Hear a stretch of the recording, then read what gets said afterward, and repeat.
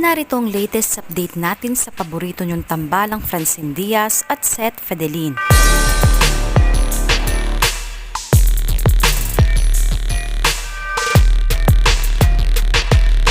Wagi ang tambalang Francette bilang Best Young Female and Male TV Personality sa First Perpetual Lights Choice Awards ngayong taong 2023. Present at tinanggap nila ang parangal na ito ngayong gabi at nagbigay ng pasasalamat sa lahat ng mga sumusuporta sa kanila, lalo na sa kanilang mga fans. Umulan din ng pagbati na galing sa kanilang mga tagasunod at patuloy na hinahangaan ng mga kabataan sa kanilang ipinakikita. Narito ang mensahe ng Francette sa pagtanggap ng kanilang parangal. Hindi ba?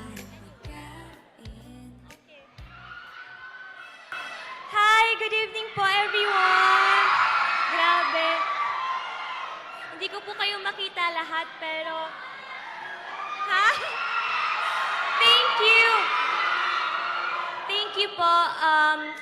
I am deeply honored and humbled by this Best Young Female Media Personality Award.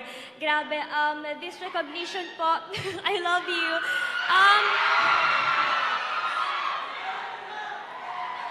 Hindi lang po ito isang recognition sa aking individual efforts. This is also a celebration, I would say, of the people who are passionate and dedicated in doing what's best for me. And of course, to my supportive and loving fans. This award is not just for me. This is for all of the people. This is for all of you who believed in what I can do. Thank you.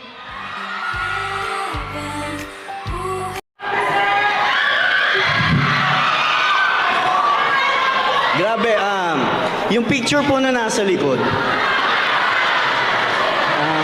yan po yung itsura ko bago ko pumasok ng PBB. At tandang-tanda ko po na nakatanggap ako ng award sa Perpetual 2019. Yung altas po, parang ganun po. And ngayon po, bumalik ako ng Perpetual para tanggapin po itong award na to. Maraming salamat po. At syempre, gusto ko rin po i-congratulate yung mga nanalo rin po dito. Congratulate po sa inyong lahat. At syempre kay Francine, congratulate. And yun po, maraming salamat. At dagdag na naman to.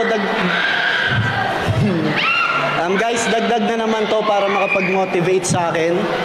Nagagalingan ko para sa mga kabataan. And I hope na hindi lang to yung huling beses na babalik ako ng Perpetual. Maraming salamat po.